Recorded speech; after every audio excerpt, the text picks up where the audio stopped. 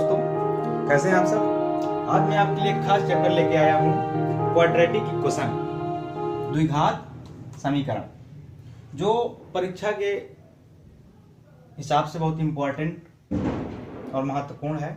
परीक्षा को दृष्टिगत, बोर्ड परीक्षा को दृष्टिगत रखते हुए मैं जो है क्वाड्रेटिक इक्वेशन, द्विघात समीकरण आज बताऊंगा।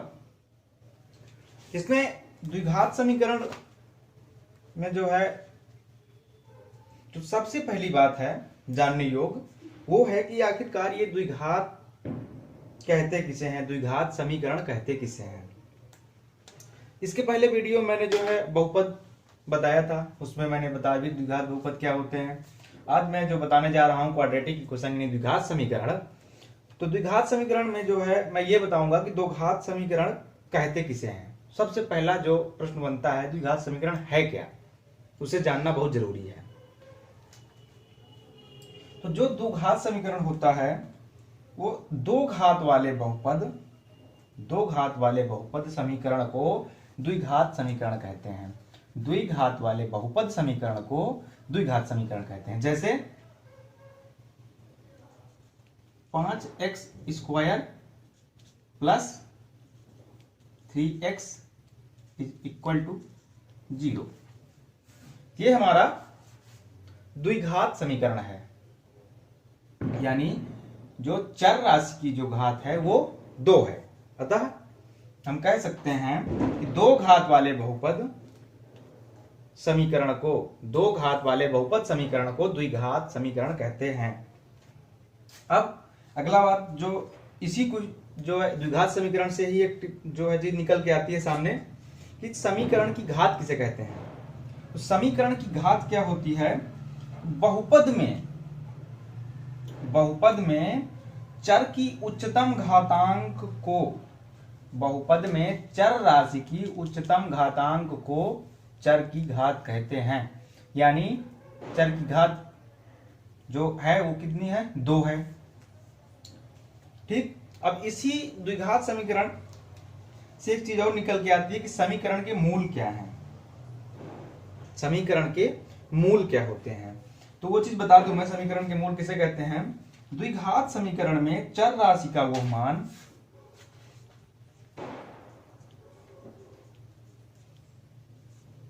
समीकरण के मूल क्या होते हैं। तो द्विघात समीकरण में चर राशि का वो मान, द्विघात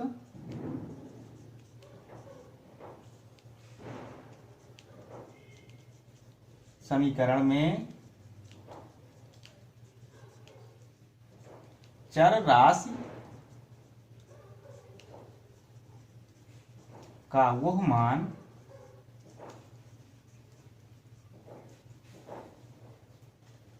जो दी गई समीकरण को, अर्थात जो दिए गए समीकरण को संतुष्ट करता है, वह मान जो दिए गए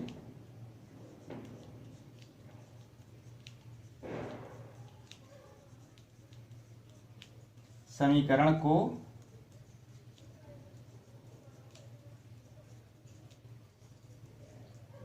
संतुष्ट करता है, वो समीकरण के मूल कहलाते हैं। अर्थात समीकरण के मूल क्या होते हैं कि दो द्विघात समीकरण में चर राशि का वो मान जो दिए गए समीकरण को संतुष्ट करता है, वो उसका मूल कहलाता है। अब इसी समीकरण के मूल में जो दो चीज जानने योग्य हैं वो ये है, पॉइंट 1 में है, इस समीकरण के मूल को शून्यक या 0 भी कहते हैं। समीकरण के मूल को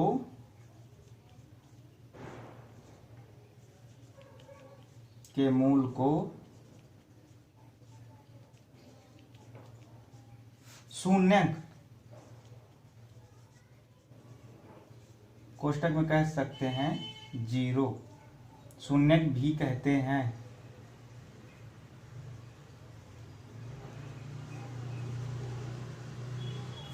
और दूसरा पॉइंट क्या है, दूसरा पॉइंट कहता है द्विघात समीकरण के मूल ज्ञात करना।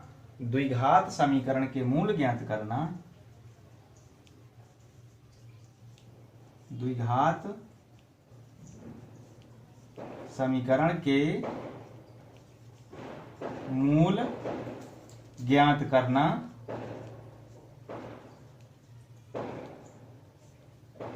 उस समीकरण को हल करना कहलाता है। उस द्विघात समीकरण को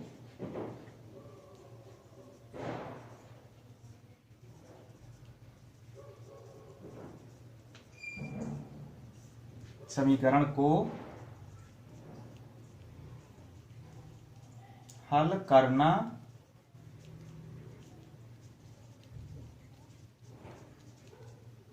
कहलाता है। ये जो दो पॉइंट है, पहला पॉइंट कह रहा है कि समीकरण के मूल को शून्य या जीरो भी कहते हैं, और दूसरा जो पॉइंट है वो द्विघात समीकरण के मूल ज्ञात करना। अगर कोई द्विघात समीकरण दिया है और हमें उसके मूल ज्ञात करना है तो वो मूल ज्ञात करना ही द्विघात समीकरण को हल करना कहलाता है। अब जो है, जो इतनी चीजें सारी समझ में आ गई होंगी, मैं आशा करता हूं कि सारी चीज समझ में आ गई होगी। और जानने योग्य जो सबसे बड़ी बात थी, द्विघात समीकरण कहते किसे हैं? दो घात वाले समीकरण, बहुपद समीकरण को, दो घात वाले बहुपद समीकरण को हम द्विघात समीकरण कहते हैं। जैसे एग्जाम्पल मैंने बता दिया। अब समीकरण के मूल किसे कहते हैं? यानी द्विघात समीकरण में चर राशि का वो मान जो दिए गए समीकरण को संतुष्ट करता है, समीकरण के मूल कहलाते हैं। अब जो अगले पॉइंट इन्हीं से निकल के आते हैं और वो जानने जरूरी हैं, लेकिन अब ये एग्जाम में नहीं पूछे जाएंगे, लेकिन जो है हमको, अगर हम कोई चैप्टर पढ़ रहे हैं तो ये छोटी छोटी चीजें जानना जरूरी होता है, इसलिए मैंने इनको बता दिया। समीकरण के मूल को शून्य या जीरो भी कहते हैं। और दूसरा पॉइंट है द्विघात समीकरण के मूल ज्ञात करना उस द्विघात समीकरण को हल करना कहलाता है। ठीक। अब इसी द्विघात समीकरण का मैं एक एग्जाम्पल बताता हूं कि द्विघात समीकरण, एग्जाम्पल बताता हूं मैं, कह रहा है कि द्विघात समीकरण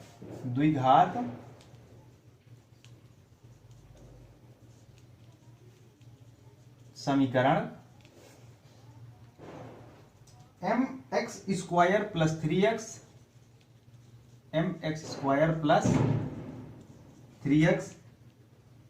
प्लस 2 इज इक्वल टू 0। ठीक, इतना दिया है द्विघात समीकरण mx स्क्वायर प्लस 3x प्लस 2 इज इक्वल टू 0। यदि, इसके बाद भी कह रहा है, यदि x की वैल्यू 2 तथा या -1/2 है, तब m का मान ज्ञात करो। कह रहा है द्विघात समीकरण mx स्क्वायर प्लस 3x प्लस 2 बराबर 0 है यदि x बराबर 2 या -1/2 है, 2 या -1/2 है, तब हमको m का मान ज्ञात करना है। सीधी सी बात है, mx स्क्वायर प्लस 3x प्लस 2 समीकरण है, हम इस समीकरण को ले लिया, mx स्क्वायर प्लस 3x प्लस 2 इज इक्वल टू 0। पहले तो हमको दिया है x बराबर 2, तो हम x की वैल्यू 2 पुट अप कर देंगे, अर्थात m इंटू 2 का स्क्वायर प्लस 3 इंटू 2 प्लस 2 0, 2 दूनी 4 यानी 4m प्लस 3 दूनी 6 प्लस 2 बराबर 0 प्लस 8 0। अब 4m, हम 8 को उधर ले जाएंगे तो माइनस का 8, m बराबर माइनस का 8/4, 4 एकम 4 और 4 दूनी 8, अर्थात जो m की वैल्यू आ गई वो -2 आ गई। ठीक, अगला जो मान दिया है हमको x का, -1/2 दिया है, अर्थात हम इसी समीकरण में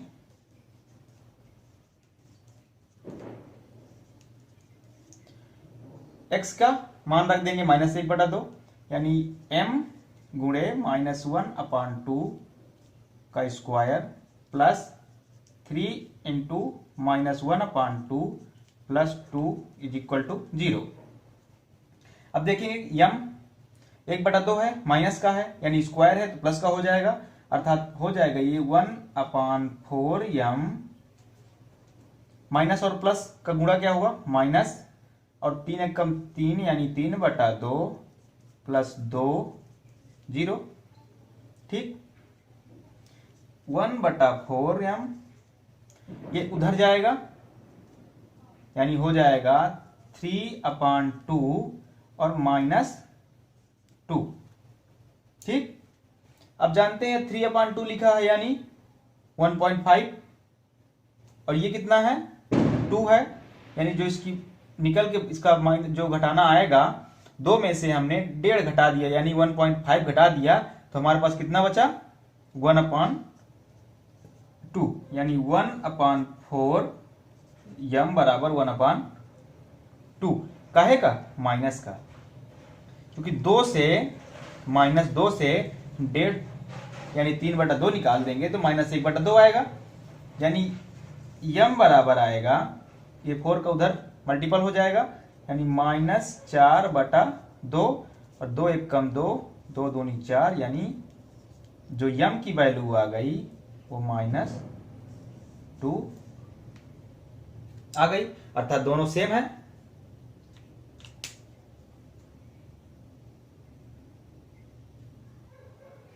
अब इसी जो है द्विघात समीकरण में एक प्रमेय लगी हुई है, उस प्रमेय के बारे में मैं आपको बताऊंगा कि आखिरकार प्रमेय कह क्या रही है।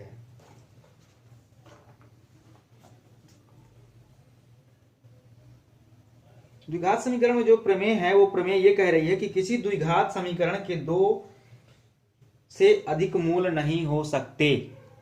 तो हमको ये प्रूव करना है कि किसी द्विघात समीकरण के, यानी जो प्रमेय है हमारी,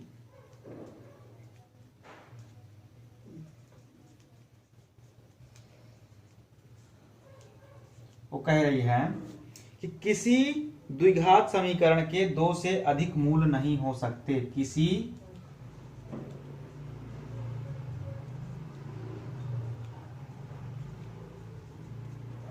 द्विघात समीकरण के 2 से अधिक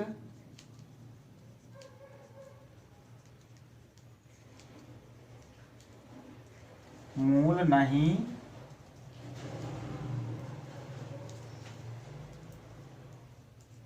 हो सकते।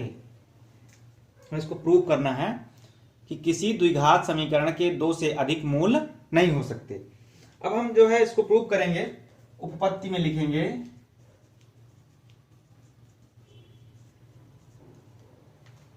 माना अल्फा बीटा और गामा किसी द्विघात समीकरण, माना अल्फा बीटा गामा किसी द्विघात समीकरण ax² plus bx plus c बराबर 0 के मूल हैं।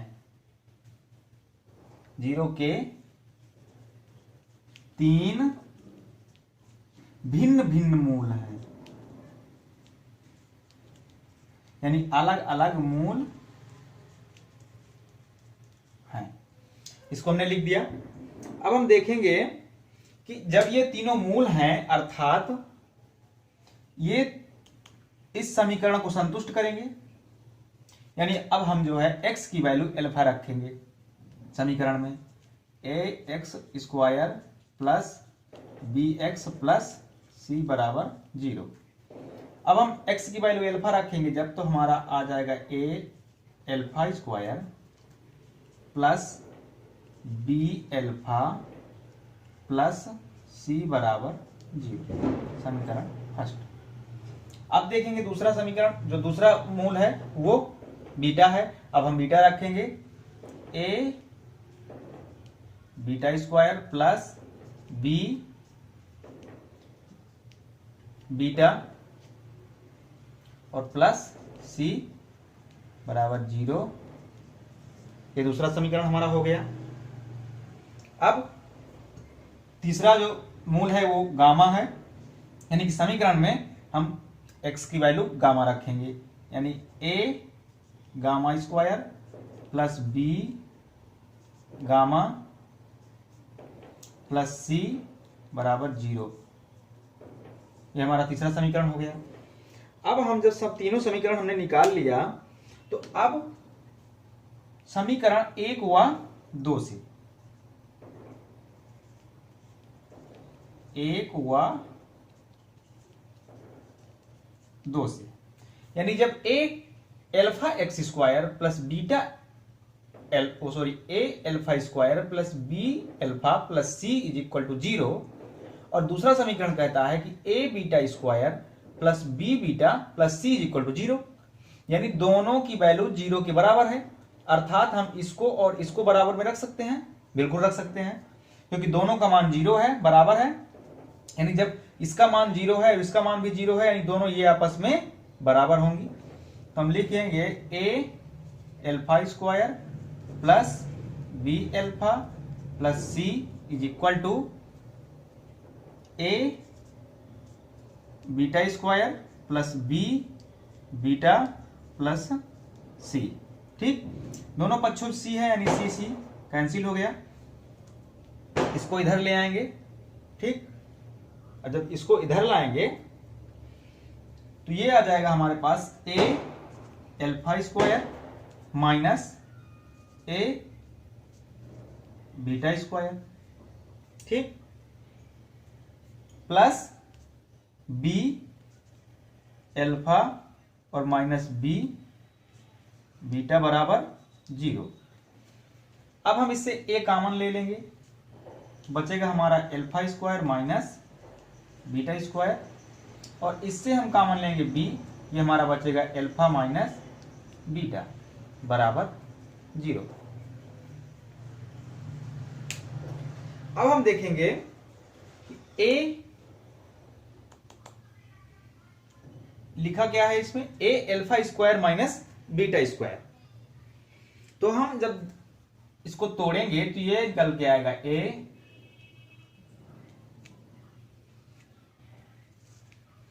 एल्फा प्लस बीटा और एल्फा माइनस बीटा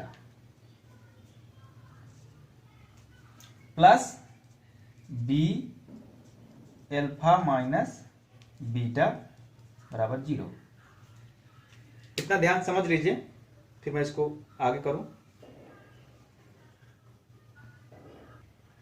अब देखेंगे इतना हमारा निकल के आया, ठीक। अब हम इससे क्या कॉमन लेंगे, दोनों में क्या कॉमन है, alpha minus beta, alpha minus beta. तो अब एल्फा माइनस बीटा कॉमन है इसमें, हमने ले लिया। अब हमारे पास कितना बचा, ए एल्फा कोष्टक में एल्फा प्लस बीटा, ए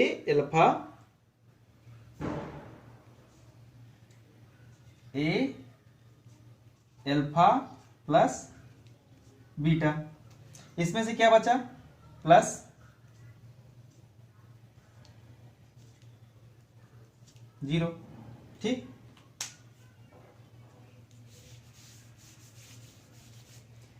अब देखेंगे हमारे पास निकल के ये इतना आ गया, यानी कि एल्फा माइनस बीटा, ये एल्फा माइनस बीटा इस एल्फा और कोष्टक में एल्फा प्लस बीटा और प्लस बी गुणे में है। अर्थात एल्फा माइनस बीटा की वैल्यू आ जाएगी, एल्फा माइनस बीटा बराबर, जब इधर से उधर जाएगा तो ये आ जाएगा 0, अर्थात एल्फा बराबर बीटा, एल्फा बराबर बीटा।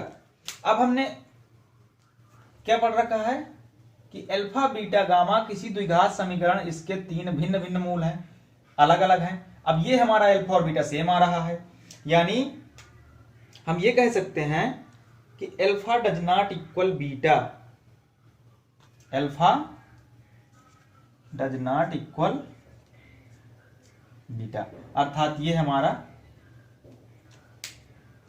ये बराबर नहीं हो सकते। ठीक, इतना लिख दिया। अब देखेंगे कौन कौन समीकरण लेने पे। समीकरण 2 व 3 से। ठीक,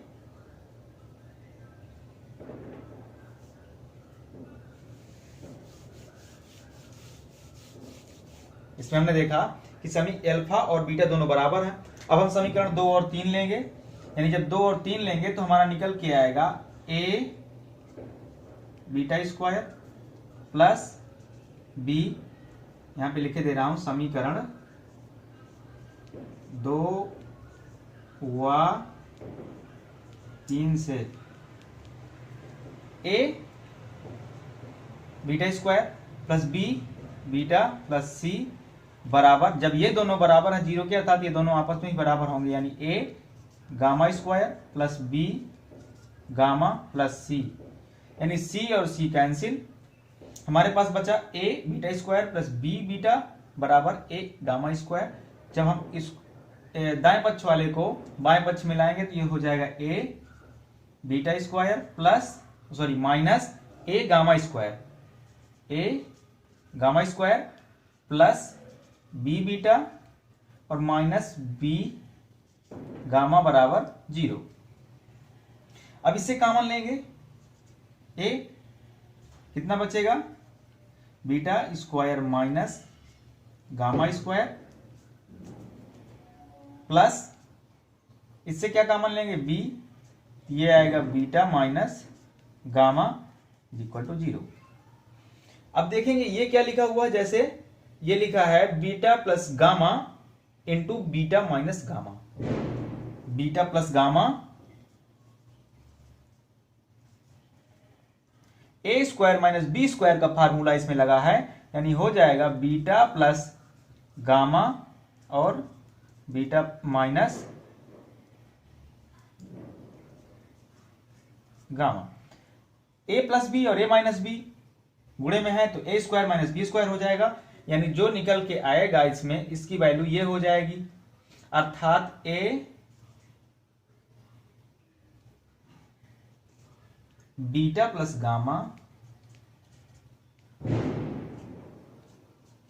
बीटा माइनस गामा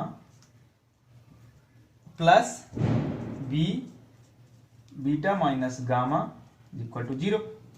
ठीक, फटाफट से नोट कर लीजिए। अब देखिए क्या करते हैं,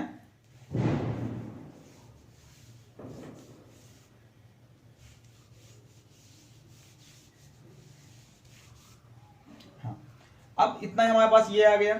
अब हम यहां से क्या कॉमन लेंगे, दोनों पक्षों में जो दोनों प्लस इसमें जो कॉमन है दोनों में, तो उसमें क्या कॉमन है, सबसे पहले बीटा माइनस गामा, यानी बीटा माइनस गामा हम कॉमन ले लेंगे, बीटा माइनस गामा कॉमन ले लिया। हमारे पास क्या बचा, बीटा माइनस गामा कॉमन हो गया, इससे बचा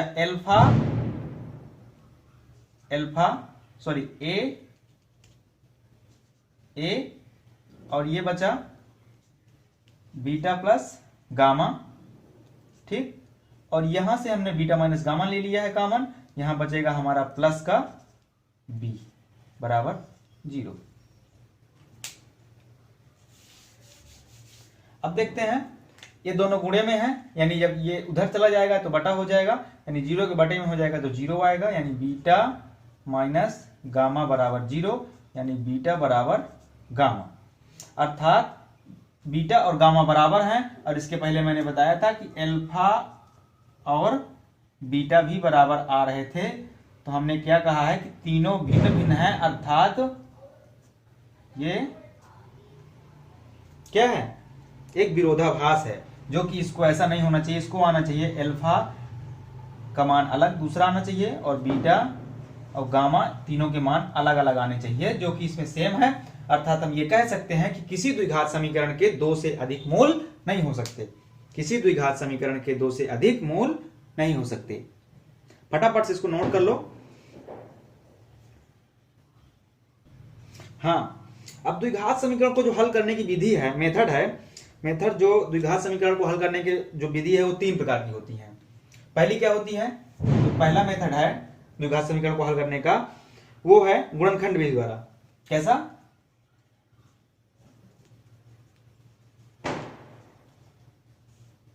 गुणनखंड विधि। और जो दूसरा मेथड है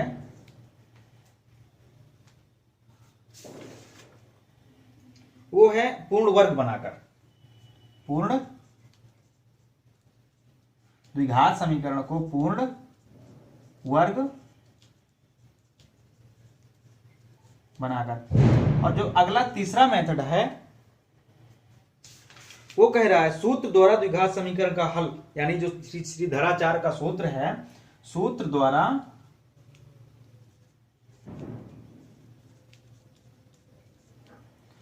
द्विघात समीकरण का हल। यानी जो सूत्र क्या है इसका? धराचार सूत्र जानते होंगे।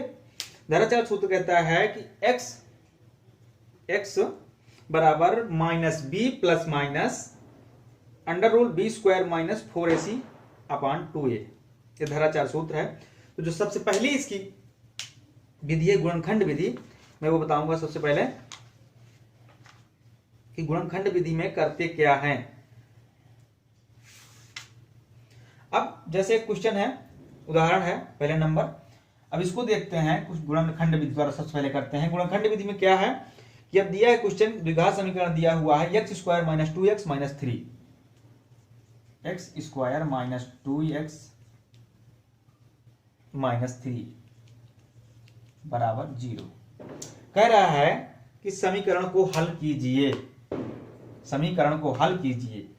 यानी ये भी कह सकता है कि समीकरण के मूल ज्ञात करो, समीकरण के मूल ज्ञात करो।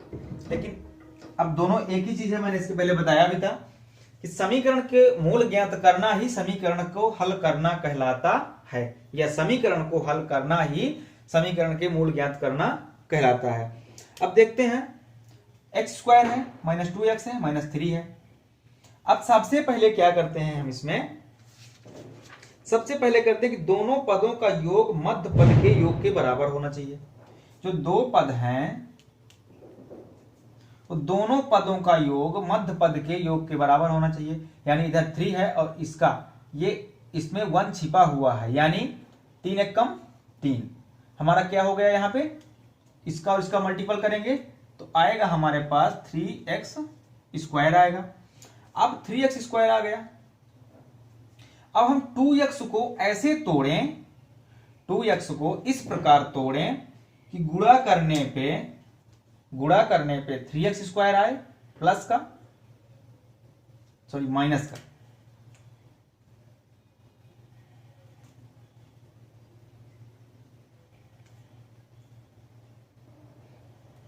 हम जो है इस 2x को इस प्रकार तोड़ें दो भागों में कि हमारा गुणा करने पे, अगर वो दोनों पार्टों का गुणा, जो दोनों भाग टूट के आएंगे उनका गुणा करने पे माइनस का 3x स्क्वायर आना चाहिए, और अगर हम उनको जोड़ते हैं तो माइनस का 2x आना चाहिए। अब कैसे तोड़ेंगे इसको हम, 2x है, अब 2x को हमको तोड़ना है, तो अगर माइनस के 3 में से एक जोड़ देंगे, माइनस के 3 में एक जोड़ देंगे तो कितना आएगा, माइनस का 2 आएगा।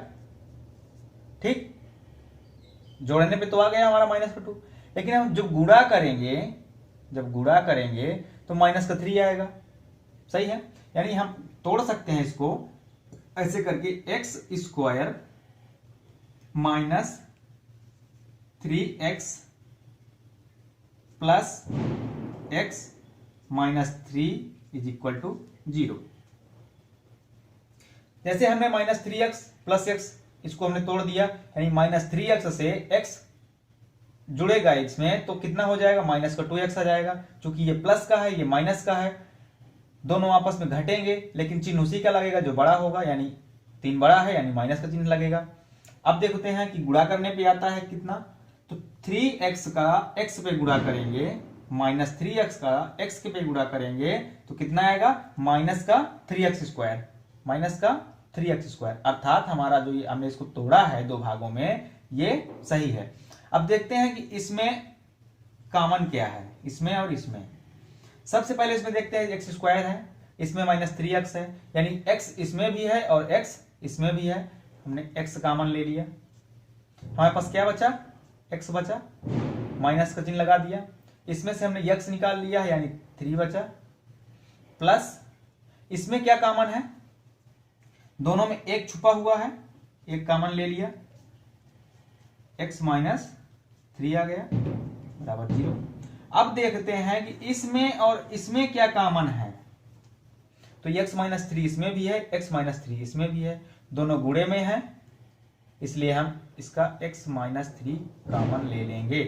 तो हमारे पास बचेगा x यहां पे बचा, x -3 निकाल लिया, x बचा, और प्लस इसमें से x -3 निकाल लिया, 1 बचा बराबर 0।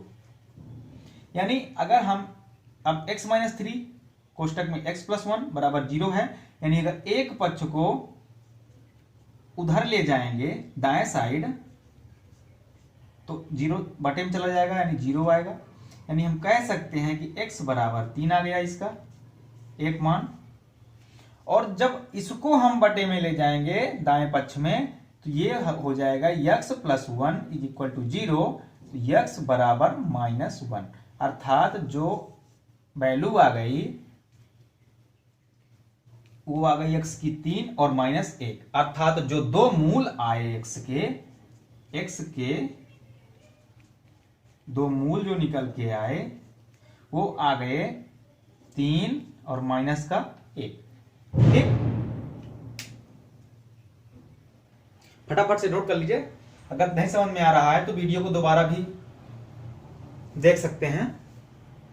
और बस यही सबसे जो इंपॉर्टेंट चीज है इसमें, यही सबसे बड़ी बात है, इसी को हमें यहीं पे समझना है, यहीं पे समझने की जरूरत है कि आखिरकार हम गुणनखंड विधि से जब तोड़ेंगे तो इसको तोड़ेंगे कैसे। तो जब तोड़ना होगा तो ये -3 है, इसमें देखेंगे कि ये -3 है, अगर प्लस का होता तब ठीक था, लेकिन माइनस का है, अर्थात जब हम इसका और इसका गुणा करेंगे तो हम यहाँ पे ये देखेंगे कि ये माइनस है, अगर ये भी माइनस होता तो प्लस हो जाता, लेकिन अगर एक माइनस है, यहाँ पे एक ही संख्या माइनस है तो हम रखेंगे माइनस और 3 का इसमें गुणा करेंगे यानी 3x²। अब हम 2x को ऐसे तोड़ेंगे कि दो जो टुकड़े होंगे 2x के आपस में गुणा करने पे -3 आना चाहिए और जोड़ने पे -2x आना चाहिए। अब हम सीधी सी बात है, हमने इसको ऐसे तोड़ दिया -3x + x, यानी जब हम इसको जोड़ेंगे -3x को x में निकल के आएगा -2x, और जब हम गुणा करेंगे तो -3x² आ गया, अर्थात ये तोड़ना हमारा ठीक था। इसी प्रकार अगले क्वेश्चन की ओर चलते हैं।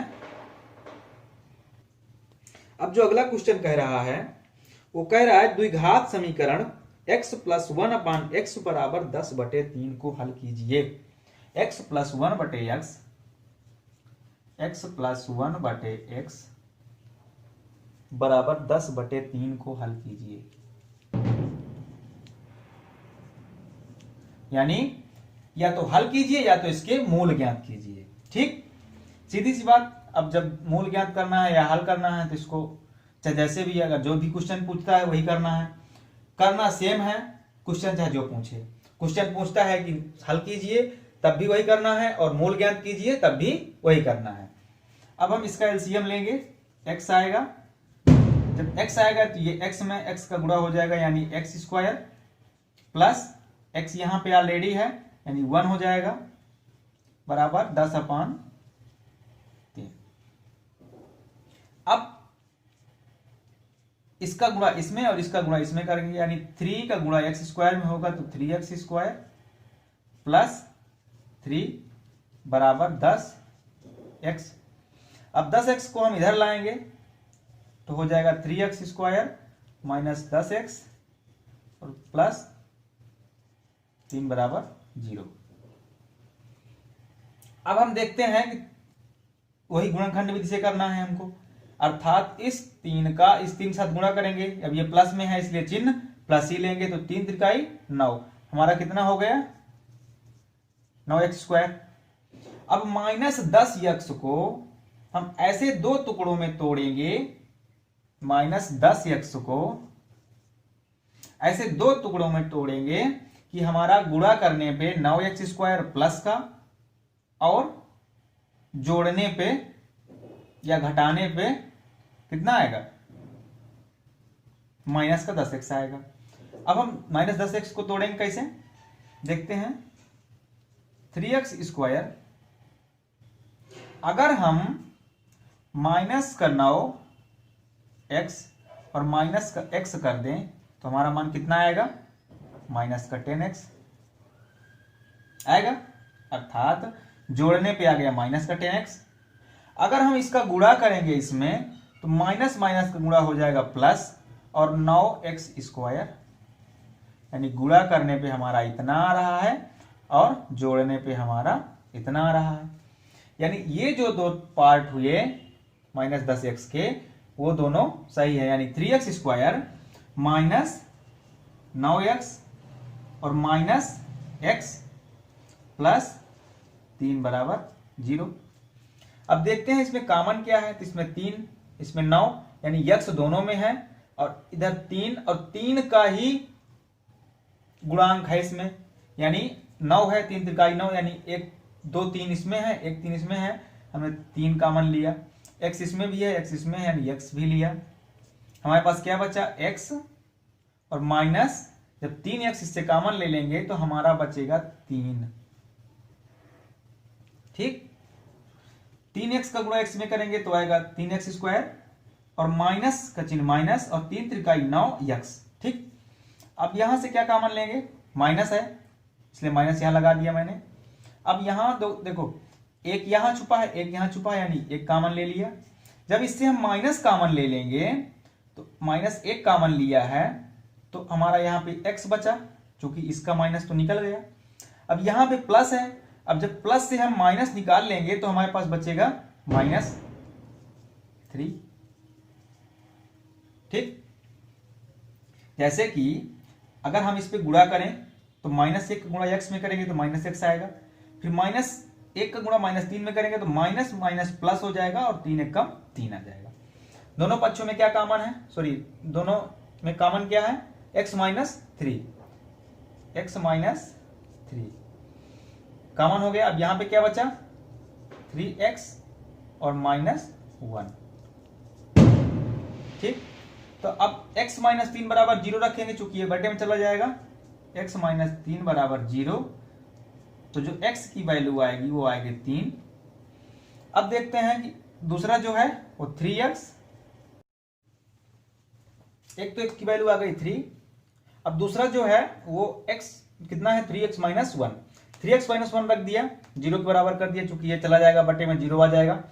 3x बराबर ये माइनस उधर में चला जाएगा, +1 हो जाएगा, 3x बराबर 1/3। x का जो दो मूल है वो 3 और 1/3 निकल के आ गए।